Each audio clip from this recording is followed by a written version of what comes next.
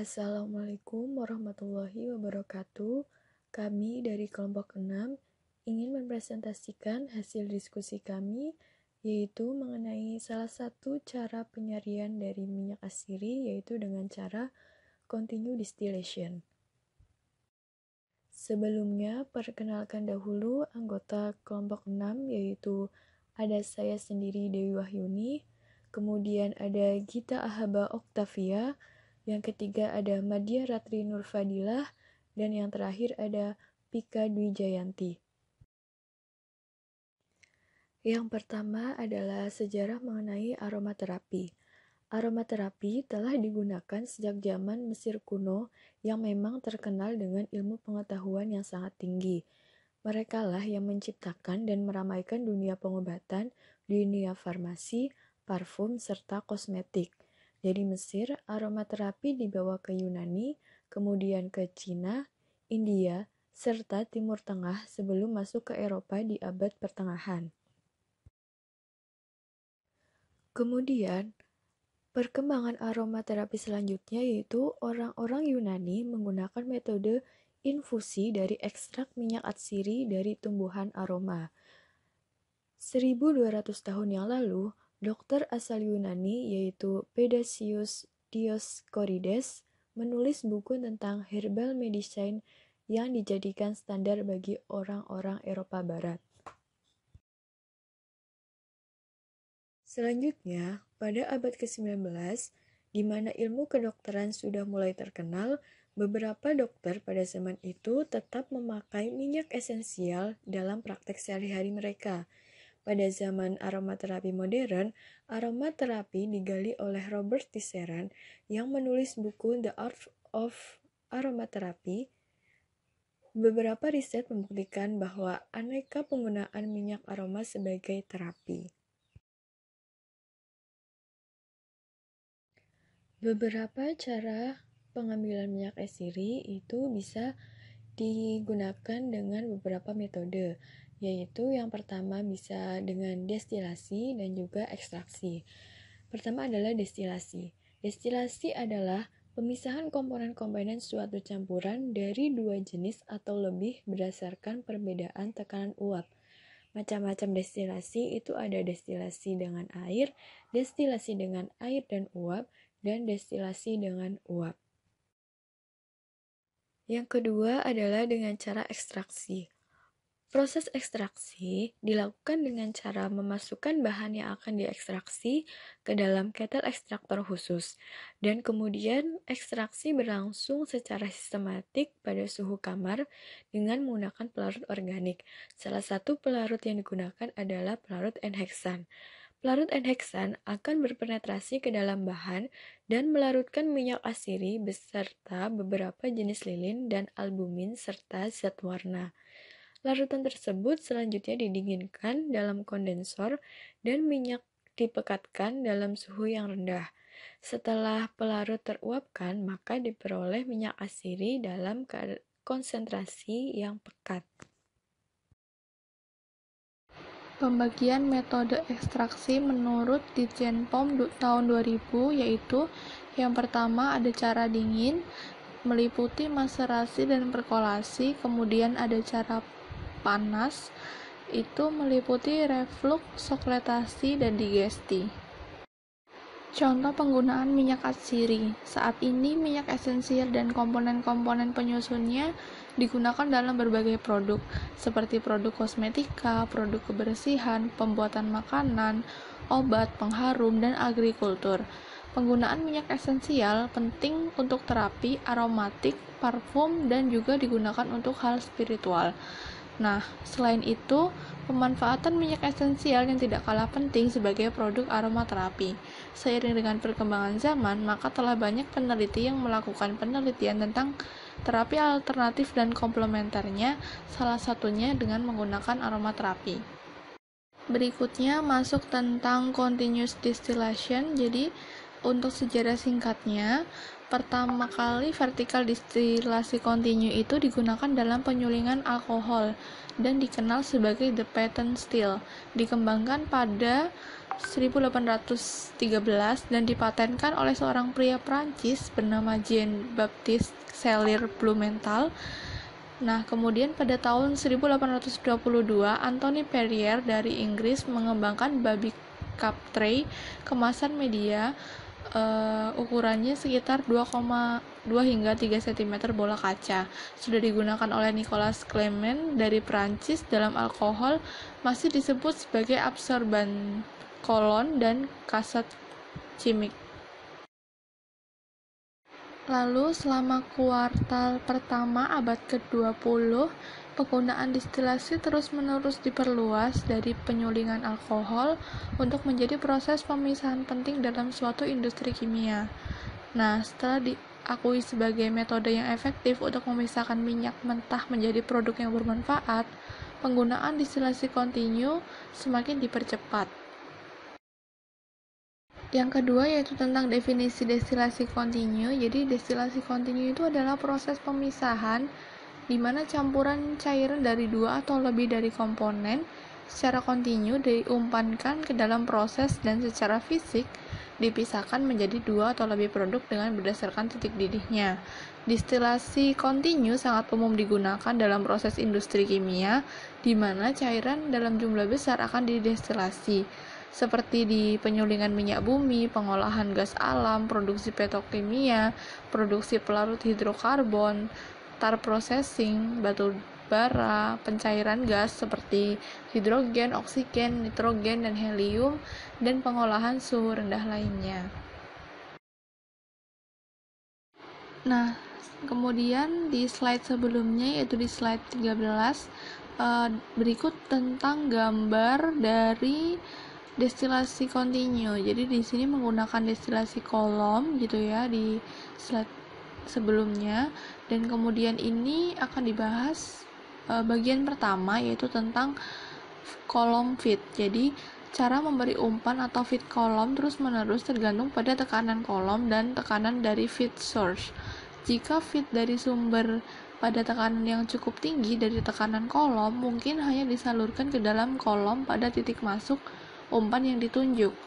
Sebuah umpan cair dari sumber pada tekanan rendah dari kolom perlu dipompa ke dalam kolom, dan feed gas dari sumber pada tekanan lebih rendah dari kolom harus dikompresi ke tekanan yang lebih tinggi sebelum memasuki kolom. Yang kedua, overhead system. Didasarkan pada asumsi bahwa uap dari overhead dari kolom destilasi didinginkan dan benar-benar terkondensasi dalam air atau kondensor berpendingin udara. Namun, dalam banyak kasus, overhead menara tidak dapat benar-benar terkondensasi dengan udara khas atau kondensor berpendingin air, dan karenanya drum reflux harus menyertakan ventilasi gas untuk uap terkondensasi. Yang ketiga, plates atau trays. Kolom destilasi menggunakan metode uap dan cair sebagai alat kontak untuk memberikan theoretical equilibrium stage. Perangkat ini dikenal dengan plates atau trays.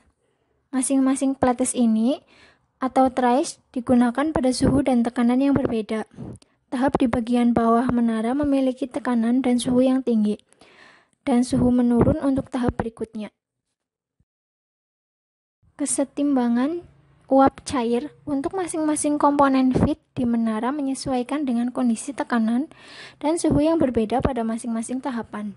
Itu artinya setiap komponen menetapkan konsentrasi yang berbeda dalam uap dan fase cair pada setiap tahap, dan hasil dalam pemisahan komponen. Yang keempat, paket media. Cara lain untuk alat kontak uap dan cair dalam kolom destilasi adalah dengan menggunakan packing bukan trays. Packing menawarkan keuntungan dari penurunan tekanan rendah di kolom jika dibandingkan dengan plates atau trays yang beroperasi di bawah vakum. Jika menara destilasi menggunakan packing bukan trays, maka jumlah tahap equilibrium teoritis yang diperlukan pertama ditentukan, dan kemudian tinggi packing setara dengan tahap equilibrium teoritis. Dikenal sebagai tinggi setara dengan piring teoritis atau HETP juga diperlukan dalam tahap teoritis dikalikan dengan jumlah HETP tersebut. Faktor yang mempengaruhi kinerja packing secara acak atau terstruktur adalah distribusi cair dan uap memasuki bed packing.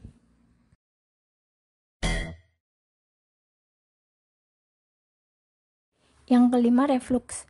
Hampir semua kolom pada industri skala besar menggunakan reflux untuk mencapai pemisahan yang lebih efisien dari produk.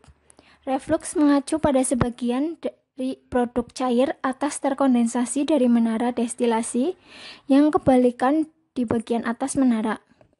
Di dalam menara, ke bawah cairan reflux mengalir memberikan pendinginan dan kondensasi parsial dari uap upflowing sehingga meningkatkan kinerja menara destilasi. Reflux yang banyak disediakan, maka lebih baik pemisahan dari didih lebih rendah dari komponen didih lebih tinggi dari feed. Keseimbangan pemanasan dari reboiler di bagian bawah kolom dan pendinginan oleh kondensasi reflux di bagian atas kolom mempertahankan gradien suhu atau perbedaan suhu terhadap sepanjang tinggi kolom. Mengubah jumlah reflux dapat meningkatkan jumlah pemisahan yang diperoleh dari kolom destilasi kontinu saat beroperasi. Hal ini berbeda dengan menambahkan playtest atau trays atau mengubah paket, yang mana akan meminimalisir shutdown operasi dan periode yang cukup signifikan dari downtime dan kehilangan produksi. Selanjutnya yang keempat, mekanisme kerja destilasi kontinu. Ketika campuran cairan dipanaskan sehingga mendidih, uap yang dihasilkan akan memiliki konsentrasi yang lebih tinggi dan lebih mudah menguap. Sebaliknya, ketika campuran uap didinginkan, komponen kurang mudah menguap, cenderung terkondensasi dalam proporsi lebih besar dari komponen yang lebih mudah menguap. Yang selanjutnya ini ada gambar mekanisme kerja destilasi kontinu. Pada gambar di atas menggambarkan yang terjadi dalam kolom destilasi. Sebuah campuran cairan dimasukkan ke dalam kolom destilasi, memasukkan kolom, vat akan dipanaskan, maka sebagian menguap dan naik ke bagian atas kolom. Bagian uap yang telah terkondensasi merupakan komponen kurang mudah menguap mengalir ke bawah. Sebagai uap terus mengalir ke atas, mengalami kondensasi parsial beberapa kali. Setiap kalinya menjadi berat dalam komponen yang lebih mudah menguap.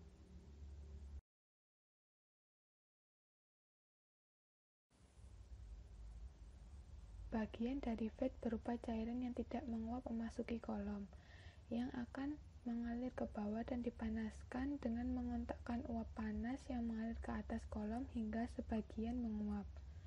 Uap yang dihasilkan mengalir ke atas dan residu dalam komponen kurang mudah menguap mengalir ke bagian bawah kolom.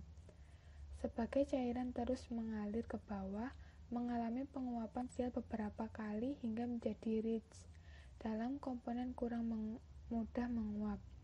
Tray destilasi pada kolom didesain untuk memfasilitasi kontak antara uap dan cairan atau alat kontak.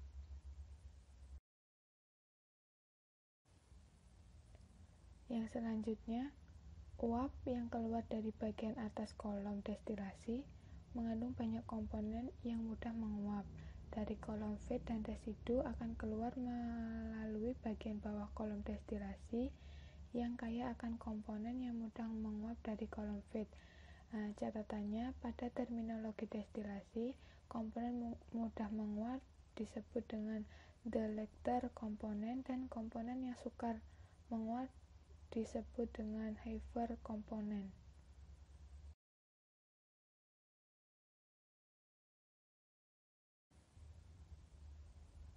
Panas diperlukan untuk menghasilkan penguapan parsial dalam kolom destilasi. Panas yang diperlukan diterapkan ke bagian bawah kolom destilasi dalam beberapa cara. Yang paling umum adalah transfer panas dari suatu reboiler. Demikian pula pendinginan diperlukan untuk menyediakan beberapa peristiwa kondensasi parsial yang juga terjadi pada kolom destilasi. Pendinginan Yang diperlukan biasanya ini disediakan oleh sebuah kondensor yang digunakan untuk mendinginkan dan memadatkan uap overhead menjadi bagian cair dan kemudian kembali cairan dingin yang telah terkondensasi ke atas kolom sebagai reflux. Sebuah kolom destilasi kontinu dijaga dalam keadaan stabil atau steady state dalam konteks destilasi kontinu, yang berarti tingkat feed, tingkat produk atau output, tingkat reflux, tingkat pemanasan dan pendinginan, suhu, tekanan, dan variasi komposisi di setiap titik dalam kolom pada dasarnya tetap konstan selama operasi. Hal ini menunjukkan juga berarti bahwa kolom membutuhkan head balance dan material balance, panas, dan keseimbangan material. Terima kasih.